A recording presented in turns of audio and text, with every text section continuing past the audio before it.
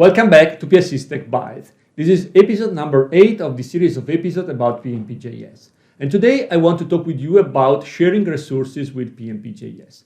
In fact, in PnPjs we have a bunch of functionalities to get a link to share a resource, to explicitly share a resource, a specific resource to a target user, whether the resource is an item, a file, a folder, or a web object. We can unshare a resource, and we can see the sharing permissions for an already shared resource. Keep into account that these functionalities in PnPjs are still in beta under preview, so use them at your own risk, but let's have fun with them.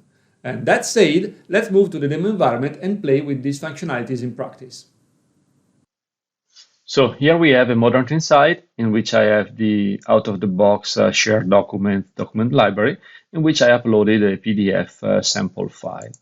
If I go to manage the access to this file, I can see that it is not shared with anybody else. But I have a custom client-side web part which I created through which I can share both the website or the document using PnPjs. If I want to share the web, I can simply click on the Share the Web button and I will execute the sharing of my web with the target user. And here in the console, I can see the output of the sharing for a specific user, which is a bunch of information useful to identify what I just shared.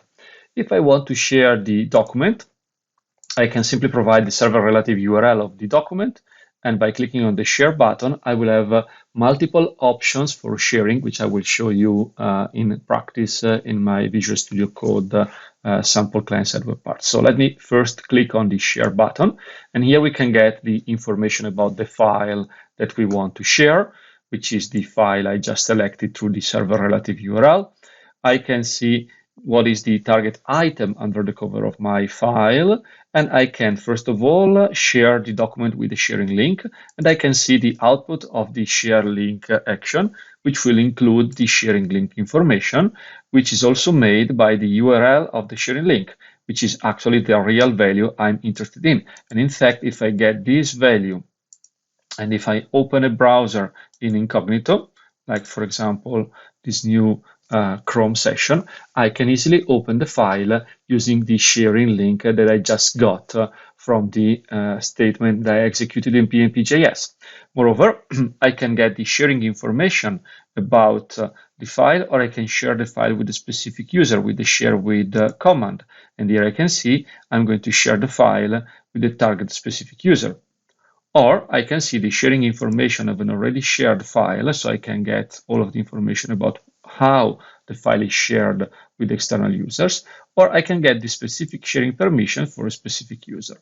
All of these requests can be executed and are executed by PnPjs under the cover using the share link command, oops, sorry about that, or using the share object command, the get sharing information, and the check permission REST APIs provided by SharePoint Online. Let's move to the Visual Studio Code solution, and let's see that in practice. Here I have my client-side web part. In the render method, I simply render the to button, and the share web button will simply use PnPjs to get a specific target user using the get by email in the site users collection of users, and I will share with that specific user login name my website. On the contrary, if I want to share just a specific file or folder, I can get the information about the file using the get file by server relative URL method in the web object, and I can get the file info just for the sake of having information about the file that I'm going to share. I can get the file item, so still get file by server relative URL, and then I get the item under the cover of my file, and still I show in the console the information about the file item.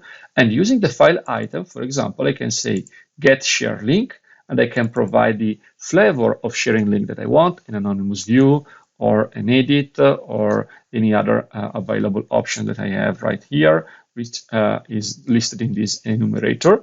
And I can specify what is the date time of the expiration of my sharing link. And I can show the whole sharing link result or just the URL of the link, as we saw before in the console window. I can use the share with method And this one will accept a specific target user with a specific sharing role, which, as you can see here, can be edit, but can also be owner or view as the set of permissions for sharing. And I can show you in the console the result of the share with method. And I can get the sharing information about the current file item, as well as I can get the sharing permissions, or I can check the sharing permissions for a specific user, providing the alias of the user in my SharePoint Online environment. And now that I shared my file using this share button, I can go back to my document library. I can show you that if I go back to the Manage Access, now I have the sharing link configured for my item. So again, one more time, pretty straightforward. You get a reference to a file and eventually to the item, and using the share, get share link, or share with, or get sharing information, or check sharing permissions. You can also, if you want, unshare something, but you can easily control the sharing of a file or of a folder, as well as the whole sharing of a whole site using the share with method for the web object. Like always, thank you for watching this video. I hope you found it interesting, and I'm really looking forward to seeing you next week. Thank you.